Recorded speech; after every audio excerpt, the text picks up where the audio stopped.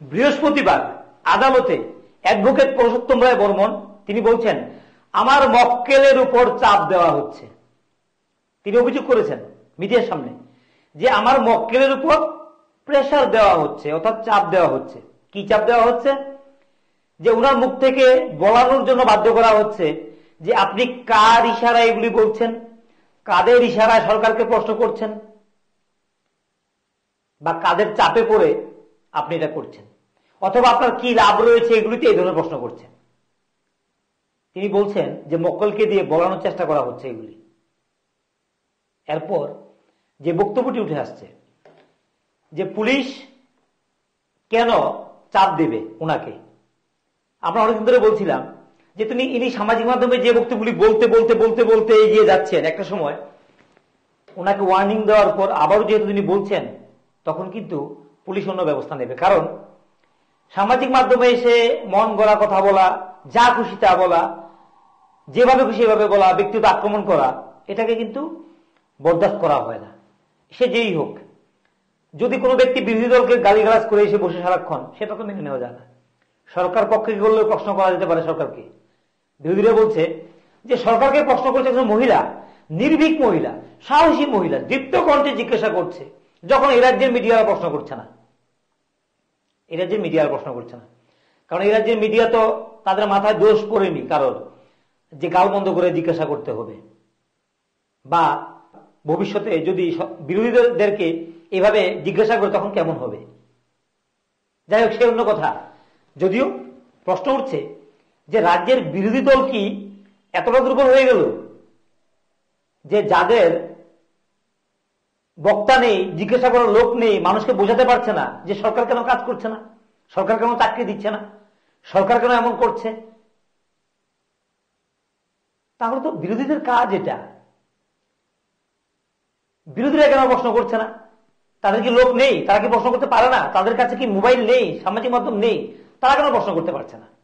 প্রশ্নটা এমন দাঁড়াচ্ছে যে সেই মহিলা তিনি যা খুশি তা বলছেন, অর্থাৎ আমরা বলি পরের ছেলে পরমানন্দ বা সদানন্দ, যতই উচ্ছন্নে যায় তত আনন্দ। কারণ আমার এক বন্ধু রয়েছে পরমানন্দ, সে আবার শুনলে অখুশি হতে পারে, তার নাম বারবার কেন বলি। তো যেই হোক, প্রশ্ন উঠছে যে অন্যদেরকে উচ্ছন্নে নিয়ে, মানে জেল খাটিয়ে পুলিশের কাছে পাঠিয়ে এটা কারোর দলে লাভালাভ হওয়ার চেষ্টা। যদি ক্ষমতায় রয়েছে বিজেপি, তারা যদি আগামীকালকে কোনো লোক দিয়ে এটা করায়, সেটাকে মেনে নিতে হবে। যে বিরোধী দলকে ইচ্ছে মতো গালমন্দ করো, তাদের উৎসাহ করো, তাদের নিয়ে যা খুশি তা বলো, সেটাকে কেন আমরা মানবো? কিন্তু আমরা গত কয়েকদিন আগে বলেছিলাম যে মোদীকে মধ্যা বলছে, যদি আমরা সে কথা উচ্চারণ করিনি,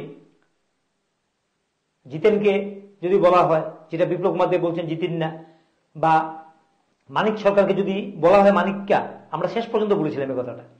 আমরা শোনাবো বিপ্লব কুমার দেব কি বলেছিলেন, এবং তারপর শোনাচ্ছি আমরা অ্যাডভোকেট পুরুষোত্তম রায় বর্মন তিনি কি বলছেন সংক্ষেপে, সেটা আমরা শোনানোর চেষ্টা আমরা করছি। প্রধানমন্ত্রীকে যখন উনি 22 তারিখে মাতাবাড়ি মন্দিরে আসলেন, পরের দিনে সোশ্যাল মিডিয়াতে ওই মহিলা এসে বলছেন মধ্যা আইছিল তো মধ্যা কি বলে, তারপরে একটা লোক তার প্রতিবাদ করে না কমিউনিস্ট পার্টি, তাকে বাহবা দিচ্ছে। এই কমিউনিস্ট পার্টির চেহারা, এই অবস্থা, দয়নীয় হাল। দেশের প্রধানমন্ত্রী রাজনৈতিক কটাক্ষ করতেই পারে, রাজনৈতিক আক্রমণ করতেই পারে। আমি তার জন্য বললাম যে মানিক দাকে যদি বিজেপি কোন লোক মানিক্কা বলে, তো বিপ্লব দেব বরদাস্ত করবে না, তার প্রতিবাদ করবে। আর ওনার মুখ দিয়ে বেরোল ওই কথাটা, খুব সাহসী বাহবা দিচ্ছে। দ্বিতীয় আজকে দেখলাম ভারতীয় জনতা পার্টির প্রেসিডেন্ট রাজীব বাবুর বিষয়ে কোন একটা বিষয়ে বলতে সময় উনি বলেছিলেন, কন্ডেমড শব্দটা বলার সময় কি করে দেখি। আর মাধবী বলল, এর সবথেকে গুরুত্বপূর্ণ বিষয়, মাধবী প্রকাশ্য আদালতে জানালো পুলিশ কিভাবে তাকে চাপ দিচ্ছে বিভিন্ন ব্যক্তিদের জড়ানোর জন্য, সিপিআইএম কে, কংগ্রেসকে। এটা সবচেয়ে এটা গুরুত্বপূর্ণ খবর। আমরা কি বলেছি এটা বড় কথা না। প্রকাশ্য আদালতে মাধবী আদালতে প্রশ্ন উত্তরে জানিয়েছে জেরার নামে পুলিশ কিভাবে তাকে চাপ দিচ্ছে, বিভিন্নভাবে মনস্তাত্ত্বিক চাপ তৈরি করছে, যাতে সে বিজেপি, কংগ্রেস বিভিন্ন লোকজনের নাম বলে পুলিশের কথা মতো। এটা হচ্ছে বড় খবর যে থানা উপর মহলের নির্দেশে কিভাবে একটা অসহায় নারীর উপর কি অন্যায় চাপ তৈরি করছে, এই মামলাটাকে ব্যবহার করা হচ্ছে অন্যদের জব্দ করার জন্য। মাধবী তো এখন মূল টার্গেট না, মূল টার্গেট হচ্ছে মাধবীর বক্তব্যে বেরিয়ে এলো যে বিরোধী রাজনৈতিক দলগুলো। এটা আমার কথা নয়, প্রকাশ্য আদালতে মাধবী বলেছে।